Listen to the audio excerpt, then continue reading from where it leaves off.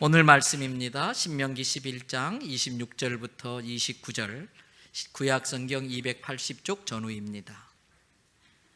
신명기 11장 26절, 내가 오늘 복과 저주를 너희 앞에 두나니 너희가 만일 내가 오늘 너희에게 명하는 너희의 하나님 여호와의 명령을 들으면 복이 될 것이요, 너희가 만일 내가 오늘 너희에게 명령하는 도에서 돌이켜 떠나 너희의 하나님 여호와의 명령을 듣지 아니하고 본래 알지 못하던 다른 신들을 따르면 저주를 받으리라. 내 하나님 여호와께서 내가 가서 차지할 땅으로 너를 인도하여 들이실 때에 너는 그리심산에서 축복을 선포하고 에발산에서 저주를 선포하라. 아멘. 할렐루야, 할렐루야. 오늘도 여러분과 여러분의 가정과 자녀 하시는 모든 일들마다 하나님의 돕는 손길이 함께 하시기를 주님의 이름으로 축복합니다. 오늘 본문은 잘 아실 겁니다. 하나님께서 모세를 통해서 이스라엘 백성들 출애굽하게 하고 가나안 땅에 들어가게 하십니다.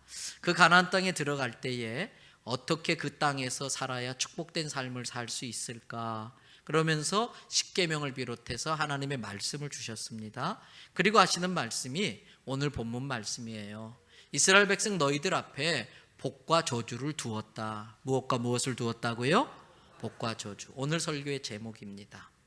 그러면서 27절은 복받는 방법에 대한 말씀이고 28절은 저주받는 인생에 대한 이야기인 것입니다. 그러면서 가나안 땅 들어가기 직전에 그리심산과 에발산이 마주보고 있는데 양쪽에서 그리심산에서는 축복을 선포하고 에발산에서는 저주를 선포하면서 이스라엘 백성이 선택하게 하라는 겁니다. 2주 전에 우리 교회는 10월 마지막 주일 추수감사주일을 지켰어요. 지난 1년 동안 하나님께서 베풀어 주신 은혜와 축복에 감사해가지고 우리 성도들이 정말 정성을 다해 추수감사 예물도 하나님 앞에 올렸습니다. 저는 그 추수감사 예물을 드린 분들의 명단을 제 방에서 책상에 올려놓고 믿음으로 손을 얹고 축복하는 기도를 했습니다. 특별히 그래도 제가 우리 성도들의 생활을 어느 정도는 알지 않습니까? 어떤 가정은 정말 그 형편에 이 정도의 금액에 감사헌금을 하는 게 결코 쉽지 않을 텐데 정말 최선을 다해 드린 물질을 보면서 마음에 감동이 되고 찡한 뭐가 있더라고요. 이렇게 기도를 했습니다. 하나님, 우리 성도들이 지난 1년 동안 하나님께서 베풀어 주신 축복과 은혜와 사랑에 감사해서 정성을 다해 드린 예물입니다. 기쁘게 받아주시옵고 더 많은 것으로 축복하여 주세요. 여기에 있는 물질 중에는 정말 어려운 상황임에도 불구하고 합력하여 선을 이루어 주시는 하나님을 믿는 믿음으로 드린 예물들도 있습니다. 주님, 그러한 성도들의 형편과 처지를 잘 아실 줄 믿습니다. 무엇보다도 재정적인 어려움이 있음에도 불구하고 그래도 감사할 이유를 찾아서 정성으로 예물을 드린 그 마음과 믿음을 귀하게 보시고 속히 그 가정에 재정의 회복이 일어나게 해 주옵소서. 예수님의 이름으로 기도합니다. 손을 얹고 정성껏 축복하며 기도했어요. 그때 성령께서 제게 주신 감동이 있었습니다. 아들아, 내가 너를 기름 부어 목사로 세울 때 너에게 준 축복권이 있지 않느냐? 그 축복권을 가지고 성도들을 축복하도록 해라. 제가 목사 안수 받을 때 하나님께서 제게 주신 축복권이 있고 그걸 가지고 우리 성도들을 축복하라는 말씀이었습니다. 그래서 그때부터 준비한 말씀이 오늘의 말씀입니다. 저는 믿습니다. 오늘 선포되는 이 말씀은 이 자리에 계신 그 어떤 분에게 꼭 필요해서 준비시켜 선포하는 말씀인 줄로 믿습니다. 여러분, 그 사람이 바로 내가 되어서 내게 주시는 축복의 말씀, 약속과 레마의 말씀으로 내 것 삼으시기를 바랍니다. 전에 아주 오래전인데 우리 집 아이 한 명이 저한테 그런 이야기를 해요. 아빠, 이제부터 아빠한테 한 가지 배울 게 있다는 겁니다. 그게 뭔데? 물었어요. 그랬더니 저도 아빠처럼 돈 쓰는 법을 좀 배워야겠어요. 갑자기 생뚱맞은 말이라 왜 그런 생각을 하게 된 거야? 이렇게 물었어요. 그랬더니 그 아이가 하는 이야기가 사람들이 자기를 보고 구두쇠라고 놀린대요. 자기 형제들이 자기 보고 구두쇠라고 놀린대요. 그래서 그 이야기를 듣고 가만히 걔를 이렇게 생각해 보니까 없지 않아 그런 면이 있는 것 같아요. 그래서 제가 이야기해 줬어요. 너처럼 그렇게 전략하고 아끼는 건 절대 나쁜 건 아니야. 할 수 있으면 전략하고 아껴야지. 그러나 왜 전략하는지를 아는 게 중요하단다. 왜 아끼고 있는지 아끼는 이유가 분명해야 된단다. 가치 있고 의미 있는 일에 돈을 쓰기 위해서 평소에 전략하고 아껴야 되는 거야. 앞으로 돈을 모으는 것도 참 중요하지만 어떻게 돈을 어디에 어떻게 잘 쓸 것인가를 더 많이 생각하도록 해봐라. 이렇게 이야기를 해줬어요. 여러분, 성경이 우리에게 가르쳐주는 재정의 원리가 있습니다. 성경이 가르쳐주는 재정의 원리는 잘 모으기 위함이 아니라 잘 쓰기 위함입니다. 우리는 할 수 있는 대로 전략하고 아껴야 됩니다. 그러나 잘 모으기도 해야 되지만 잘 쓸 줄도 알아야 되는 것입니다. 진정한 부자는 많이 가진 것이 부자가 아닙니다.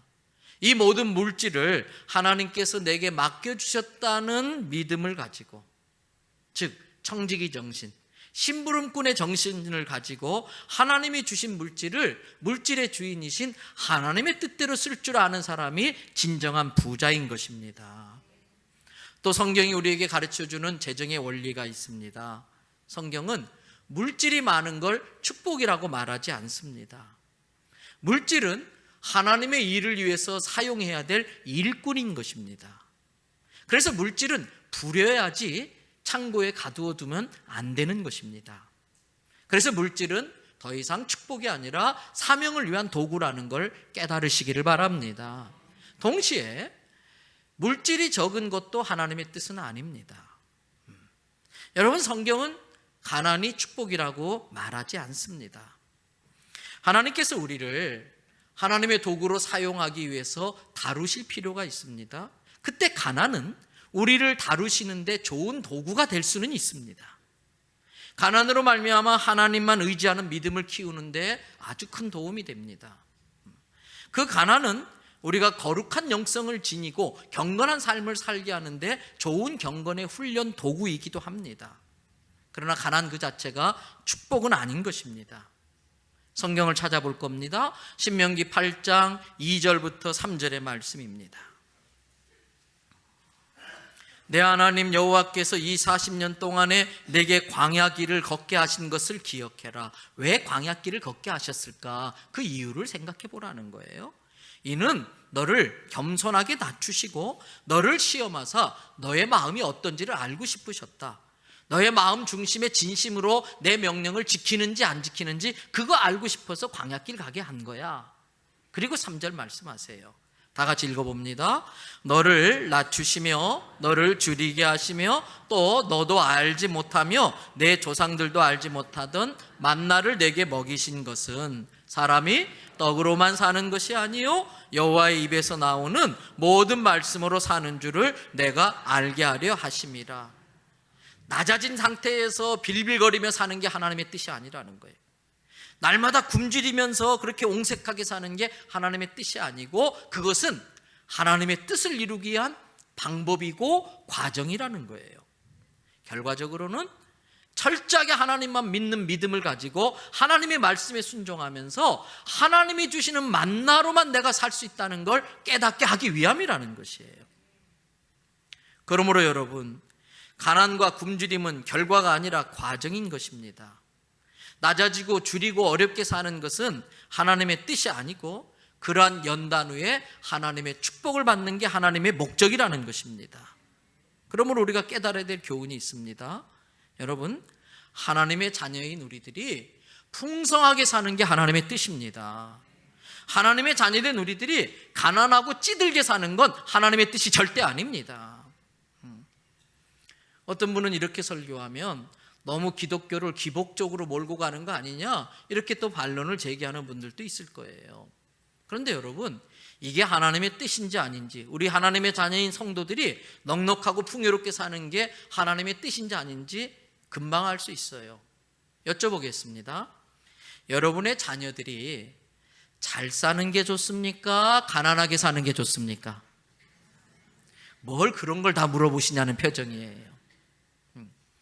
내 자녀가 밖에 나가서 맨날 의도 터지고 질질 짜고 다니며 집에 들어오는 게 좋습니까?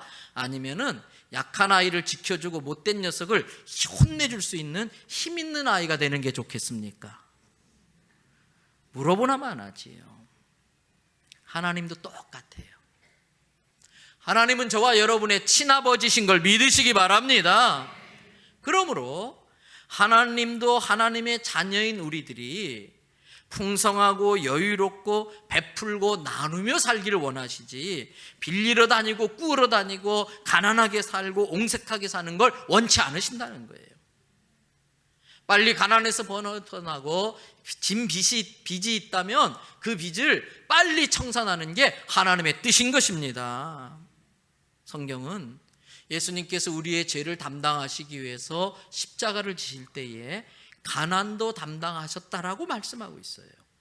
고린도후서 8장 9절의 말씀 다 같이 함께 읽도록 하겠습니다. 우리 주 예수 그리스도의 은혜를 너희가 알거니와 부요하신 이로써 너희를 위하여 가난하게 되심은 그의 가난함으로 말미암아 너희를 부요하게 하려 하심이라.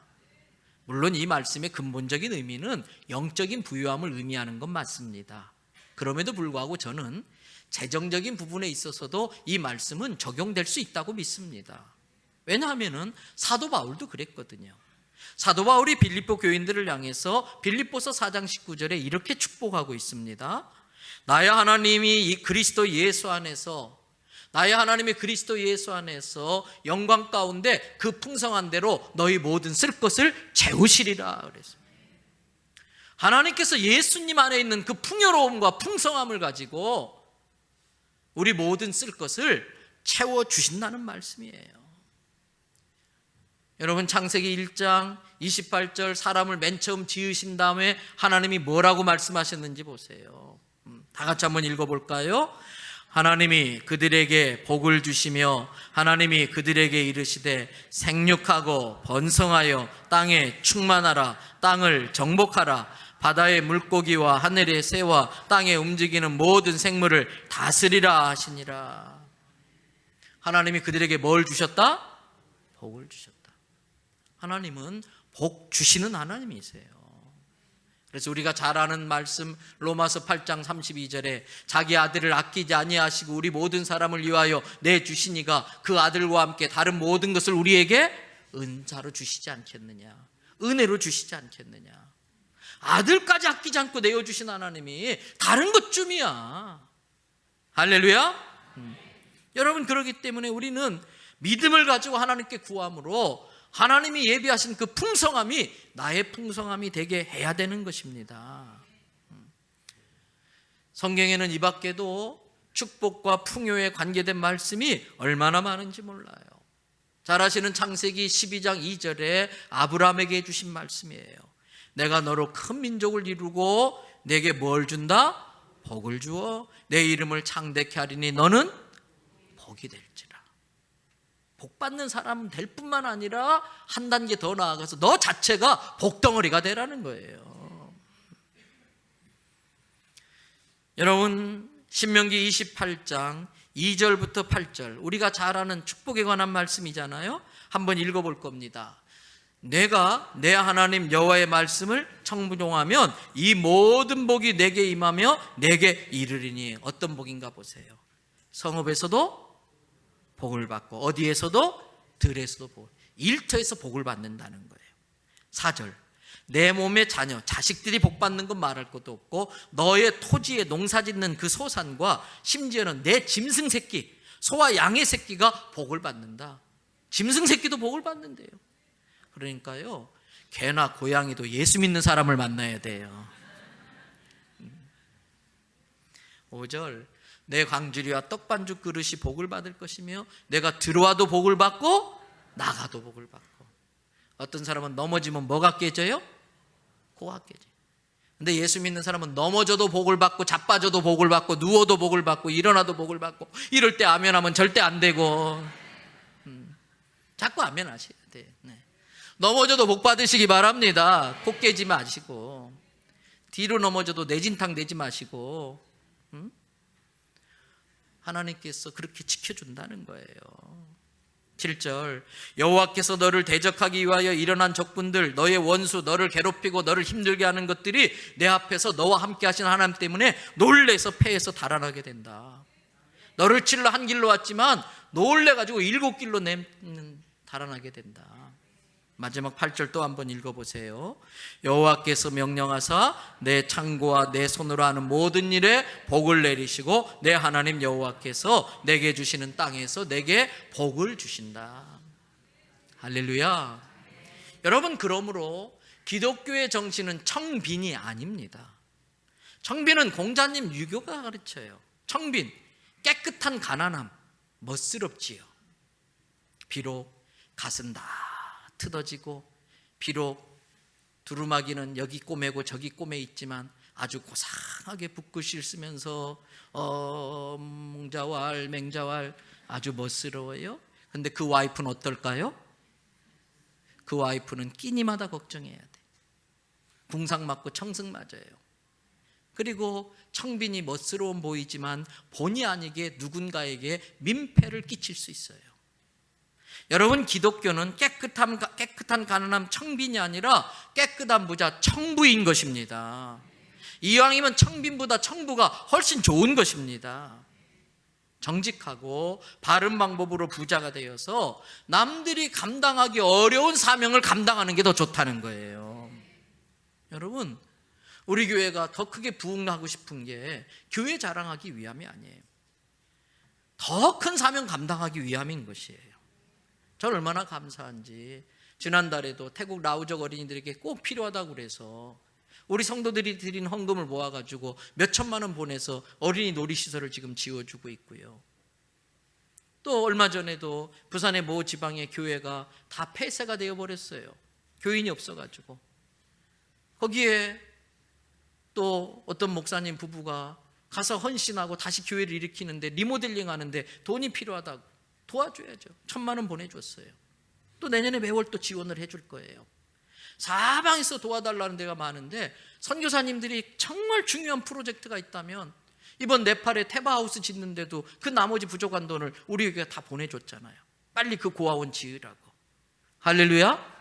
얼마나 감사한지 몰라요. 여러분, 오늘까지 해서 KNN 어제와 오늘이 이제 3번째 녹화를 마치고 방송을 했어요. 많이 보시면 좋겠어요. 첫 번째, 두 번째는 제가 막 쫄아가지고요. 그나마 3번째는 좀 낫더라고요. 근데 3번째는요, 혹시 마지막 방송이 될지 모르니까 제가 노골적으로 복음을 전했어요. 공중파 방송에서 예수님이 말씀하시기를 하나님이 이렇게 말씀하셨습니다. 구약성경 몇 장 몇 절, 신약성경 몇 장 몇 절 이렇게 마음대로 말할 수 있는 게 쉬운 일이 아니에요. 그런데 그걸 막 할 수 있는 기회를 주니까, 근데 제가 그동안 그 마음의 산책이라는 프로를 누가 출연했나 쫙 봤더니 여러분, 스가 제일 많이 나오셨더라고요. 이 재정이 빵빵하니까 아쉬워요. 부산의 교회들이 막 부흥해가지고 그러한 프로들은 목사님들이 다 나오면 좋겠어요. 저는 그렇게 선포된 말씀을 통해서 분명히 예수님을 만나는 사람이 있을 줄로 믿습니다. 사명 감당하기 위해서 청부가 돼야 되는 거예요. 여러분, 그렇게 살았던 대표적인 인물이 마태복음 20장에서 예수님이 비유로 해주신 포도원 주인이에요. 포도원 주인이 아침 일찍에 시장에 나가서 일할 사람을 모아왔어요. 자기 포도원에 필요한 사람을 다 불러 모았어요. 근데 이상하지요? 오전 9시에 가서도 또 노는 사람을 불러옵니다. 낮 12시에도 가서 노는 사람 불러왔어요. 오후 3시에도 불러왔어요. 참 이상한 주인이에요. 근데 더 이상한 것은 오후 6시에 일이 마치는데 오후 5시에도 가니까 빈둥빈둥 노는 사람이 있어요. 왜 놉니까? 써주는 사람이 없어요. 그래요? 당신들도 와서 우리 포도원에서 일하세요. 가가지고 장비 나누어주고 이건 이렇게 합니다, 저렇게 합니다. 일하다 보니까 일할 시간이 있어요, 없어요? 없어요. 다 끝났어요. 품삯 받는 시간이 됐어요.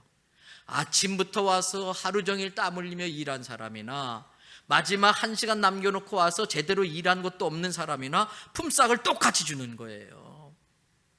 여러분, 그랬더니 아침부터 열심히 일했던 사람들이 입이 이만큼 튀어나온 거예요. 투덜거리는 거예요. 그걸 보고 주인이 뭐라 그러는가? 마태복음 20장 13절에서 15절을 보십시다. 주인이 그 중에 한 사람에게 대답하여 이르되 친구여, 내가 내게 잘못한 거 없다. 너랑 나랑 한 데나리온 주기로 약속해서 너가 일한 만큼 내가 줬다. 약속한 것보다 덜 준 거 있냐? 아니다. 그러면 14절 내 것 가지고 받아가지고 가라. 나중에 온 사람에게 너랑 똑같이 주든 말든 그건 내 뜻이다. 그리고 15절 내 것을 가지고 내 뜻대로 할 것인데 내가 하는 그 선한 일을 보고 그렇게 불평하고 투덜대면 되겠느냐. 여러분, 이것이 구원의 문제와 연결될 때에 열심히 아침부터 일한 그 일의 양을 봤다면 우리는 오후 5시에 부름받은 사람들이에요. 일한 양으로 구원을 준다 안 준다 그렇게 따지기 시작하면 우리는 구원받을 자격이 하나도 없는 거예요. 근데 구원은 일한 양을 보지 아니하시고 은혜로 베풀어 주시는 줄로 믿습니다. 오늘 이 주인은 그 일을 별로 못한 사람들을 일한 양으로 대하지 않고 은혜로 대해주는 겁니다. 왜 그랬을까? 자, 보세요. 이 사람이 집에 지금 애들이 며칠을 먹을 걸 없어서 굶었어요. 또 집에 병 걸렸는데 아파서 죽으려고 하는데 약봉지 하나 사 먹지 못하는 그러한 늙은 어머니를 모시고 살아요. 그래서 이제 일을 하러 나왔는데 아무도 자기를 써주는 사람이 없어요. 그래서 할 수 없이 어깨가 축 처져서 집으로 돌아갑니다. 집에 돌아갔을 때에 아버지가 이제나 저제나 쌀 사올까 기다리고 있는데 빈손으로 옵니다. 그날 저녁 어떨까요? 추운데 불 뗄 뗄감도 없어요. 어두컴컴한데 불도 켜지 못해요. 전기 끌었을 돈도 없어요. 배고픈데 먹을 게 없어서 그냥 굶주린 배를 움켜쥐고 자야 돼요. 그걸 뭐라고 하느냐? 지옥이라고 그래요. 근데 어떤 사람이 오더니 자기를 부르는 거예요. 1시간도 안 남았는데. 그래서 불러준 것이 감사해서 죽으라고 일을 했어요. 나름대로. 갈 때 몇 푼이라도 지어주면 감지덕지인데 이게 뭐예요? 자기 일한 것은 아무것도 아닌데 하루 품삯을 다 준 거예요.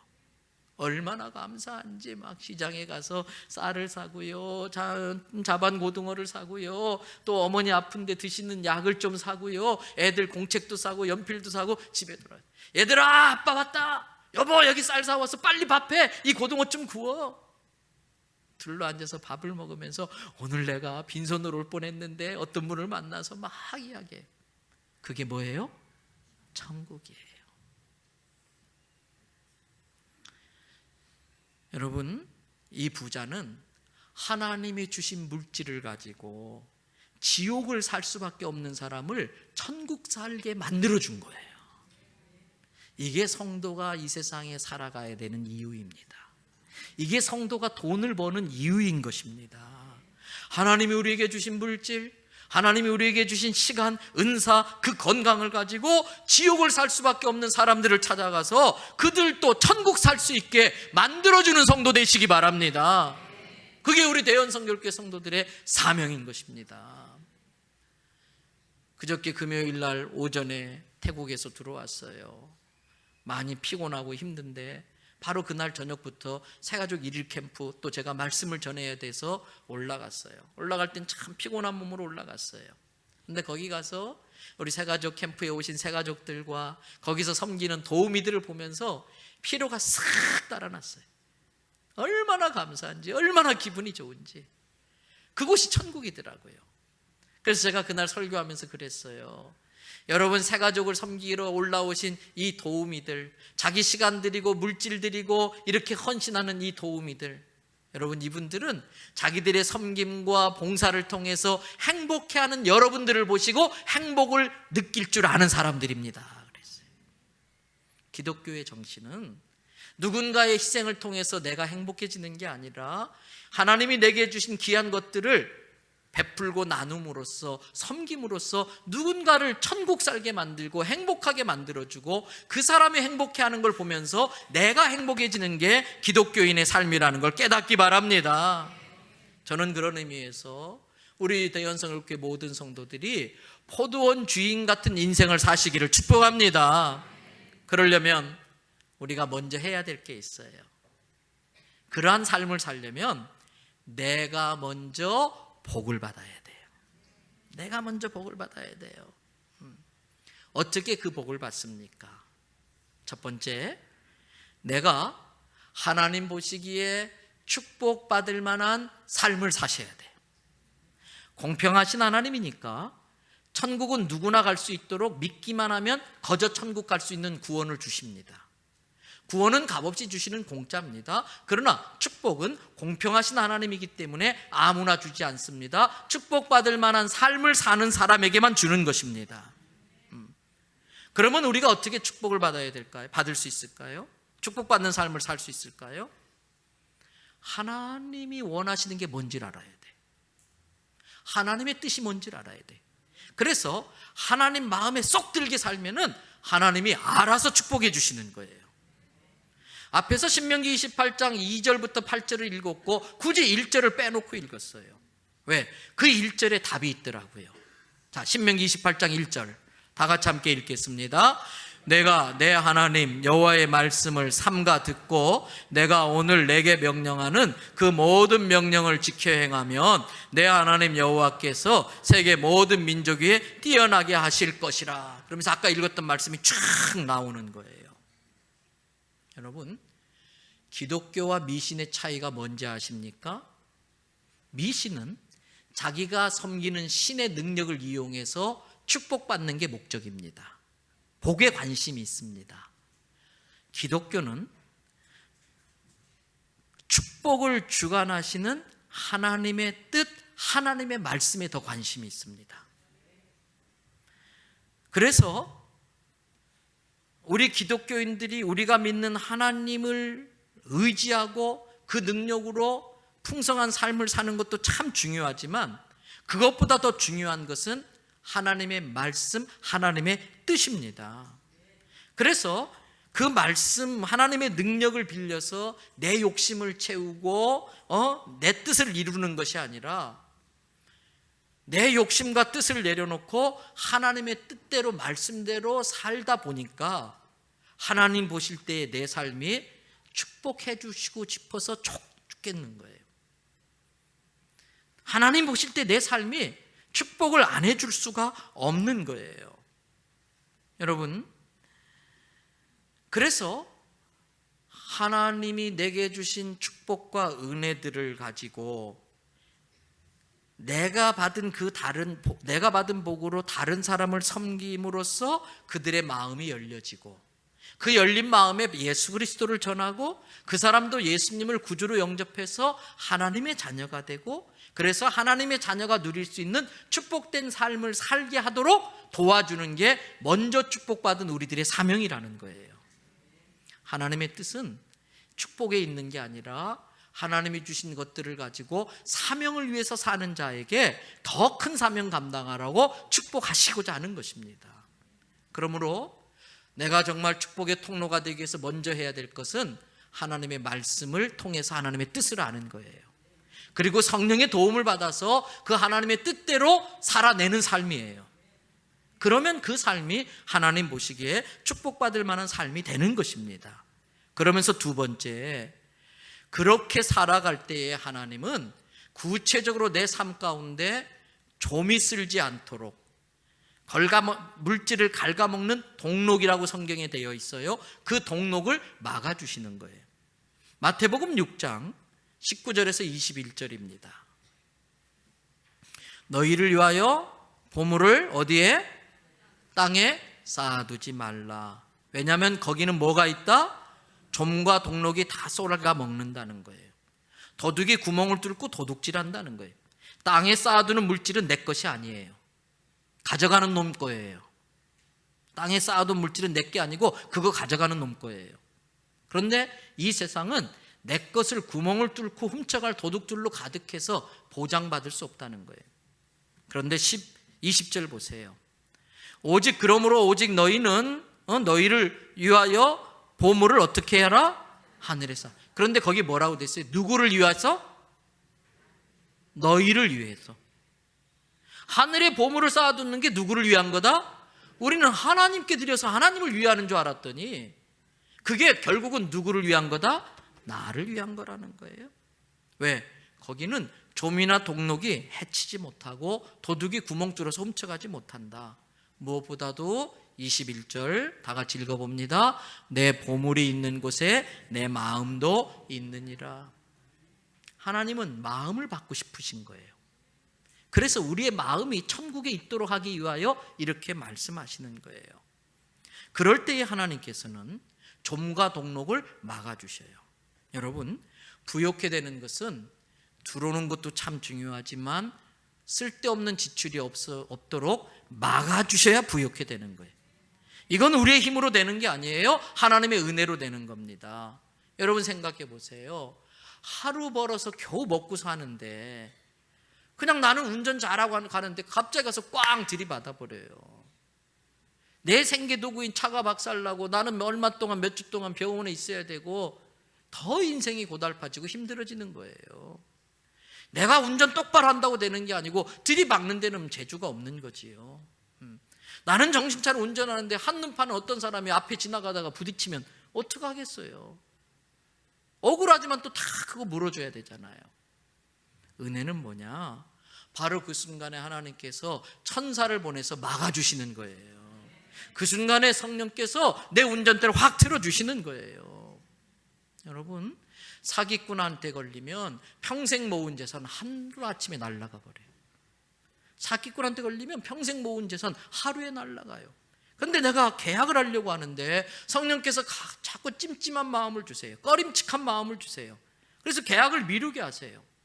그 사이에 몰랐던 정보를 알게 만들고 또 생각지 못했던 사람이 나타나서 나를 도와줘서 사기꾼의 사기가 들통나게 해주시고 막아주시는 것입니다. 좀과 동록을 막아주셔야 돼요. 청교도들이 대서양을 건너서 미국에 가서 하나님만 섬기겠다고, 하나님 제대로 섬기겠다고 미국으로 떠났잖아요. 첫해 농사를 지어요. 대서양 건너오는 동안에 먹을 양식 다 떨어져서 마지막 남은 그 종자 씨앗 아끼고 그거 뿌려서 이제 농사 지어서 내년부터 그걸 먹고 살아야 돼요. 그거 먹고 두면 그의 겨울을 못 넘겨요. 다 굶어 죽어요. 근데 하나님의 은혜로 농사가 잘 됐어요. 그런데 그것을 거두려고 하는데 갑자기 어디서 나타났는지 새까맣게 메뚜기 떼가 달라와가지고 갉아먹기 시작하는데 큰일 난 거예요. 발을 동동 굴러도 아무리 쫓아도 그 많은 메뚜기 떼를 당해낼 재간이 없어요. 완전히 초토화되는 거예요. 이 청교도들이 할 수 있는 게 하나밖에 없었어요. 뭐 했겠어요? 하나님께 기도하는 거예요. 하나님 살려주세요. 살려주세요. 겨울 죽을 고비 넘기고 왔는데 올겨울에 저 농사 안 되면은 올 겨울에 우리는 다 굶어 죽을 텐데 살려주세요. 기도가 채 끝나기도 전에 갑자기요 깍깍 이상한 소리가 들리는데 저기서 엄청난 갈매기 떼들이 날라와가지고 그 메뚜기들을 다 잡아먹는 거예요.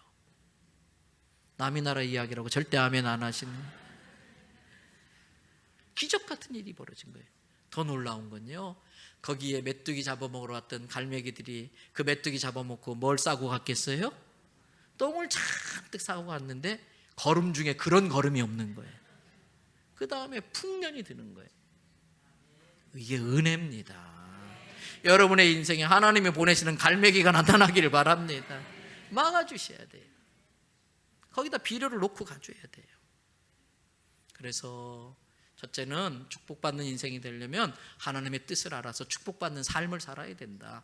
둘째는 은혜로 좀과 동록을 막아줘야 된다. 세 번째, 마귀에게 사기당하면 안 된다. 마귀에게 속으면 안 된다. 마귀는 거짓말로 우리에게 허황된 꿈을 꾸게 만들어요. 가장 허황된 꿈이 창세기 3장 5절에 나와요. 네가 선악과를 따먹는 순간 네가 누구처럼 된다? 하나님처럼 되려고. 이것처럼 허황된 꿈이 없어요. 사람들이 마귀에게 속으면 허황된 꿈을 꿔서 일확천금을 꿈꾸게 합니다. 저러면 안 되는데 순식간에 한 몫을 챙기려고 비정상적인 방법으로 투자를 하고 비정상적인 방법으로 그건 투자가 아니라 투기가 되는 거지요. 아닙니다. 성경의 가르침은 부지런히 일하는 거예요. 하나님은 스스로 돕는 자를 도우시는 겁니다. 열심히 땀 흘리고 일하는 자를 축복하는 거예요. 그래서 데살로니가 3장을 보면은 일하기 싫거든 먹지도 마라 그랬어요. 그러므로 죄 짓는 일이 아니라면 어떤 일이든지 붙잡고 부지런히 일하셔야 돼요. 당장 내 마음에 들지 않는 일이라도 열심히 그거 붙들고 일하다 보면 그 일을 하나님이 축복의 통로로 삼아주시는 거예요. 그래서 그 일을 통해서 축복하시는 거예요. 그리고 또 때가 되면, 준비가 되면 더 나은 일을 할 수도 있게 해주시는 거예요. 체면이고 뭐 없어요. 죄 짓는 일이 아니라면 빈둥빈둥 놀지 않고 허황된 꿈에 빠지지 않고 열심히 그 일을 하시기를 바랍니다. 그리고 동시에 하나님이 주신 물질을 규모 있고 계획 있게 써야 돼요. 하나님의 뜻대로 쓸 줄 알아야 돼요. 옛말에 외상이면 많이들 잡수셨죠 그동안. 네. 요즘은 말이 바뀌었어요. 외상이면 카드도 막 긁어댄다. 카드 막 긁어대요. 자기 재정 능력도 알지 못하면서 당장 긁으면 되니까. 그건 마귀에게 속는 거예요.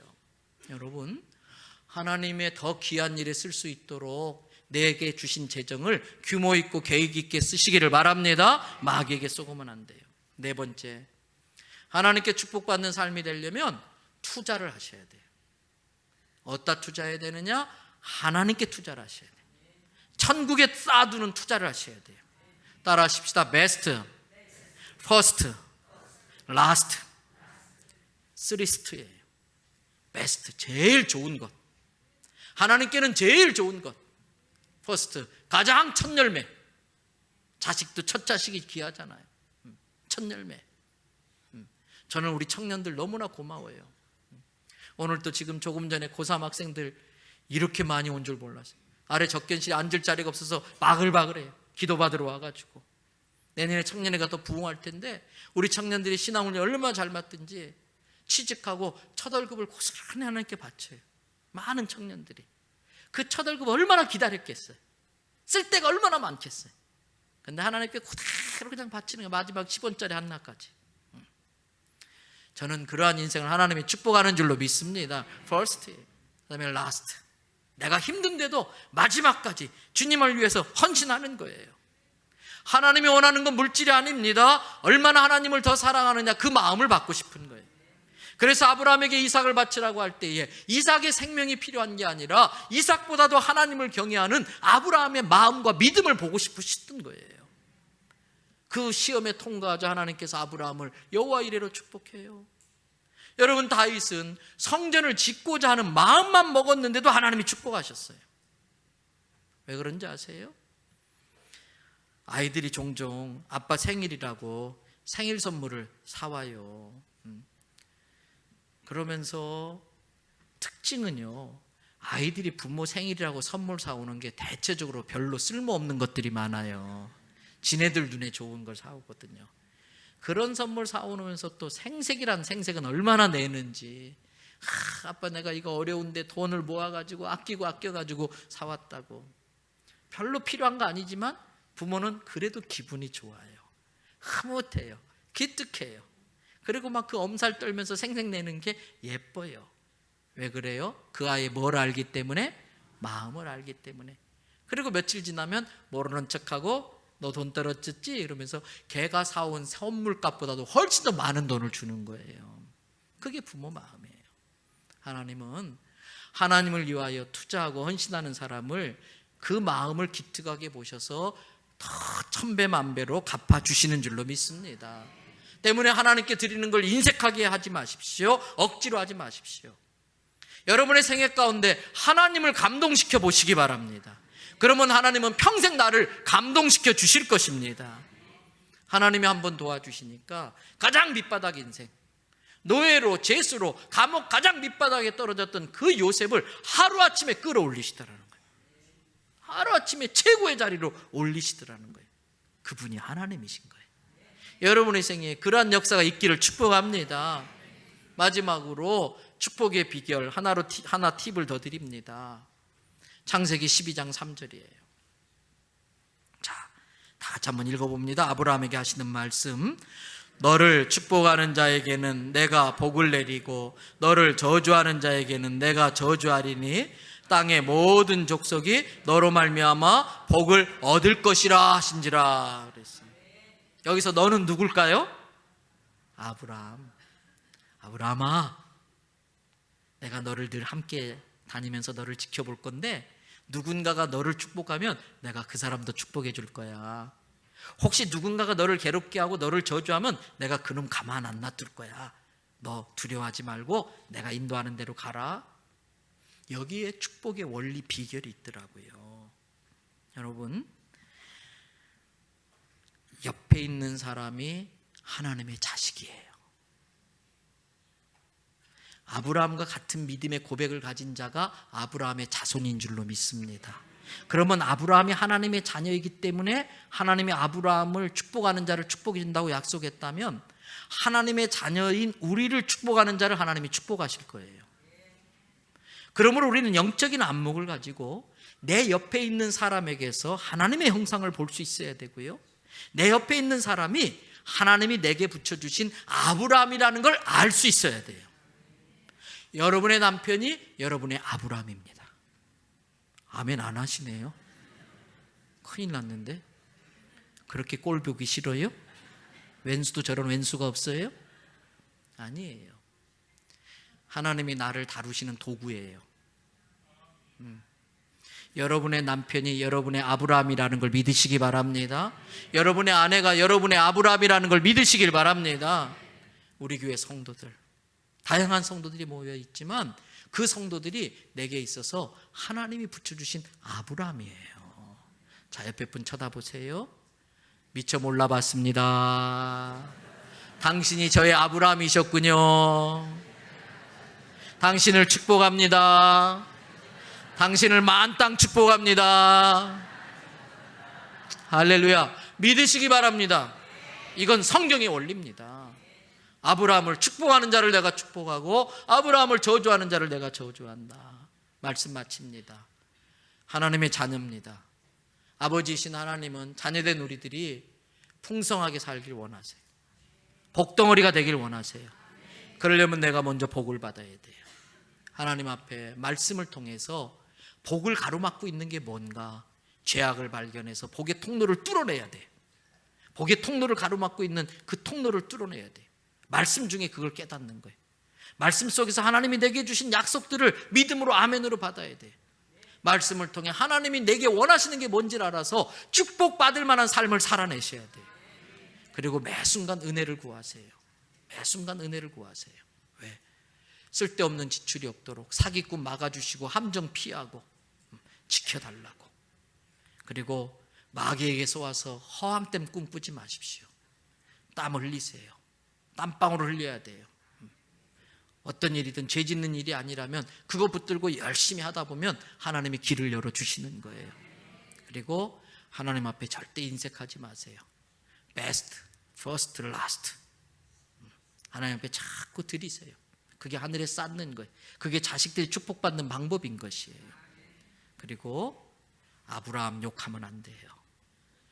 하나님이 내게 붙여주신 아브라함을 저주하고 욕하면 안 돼요.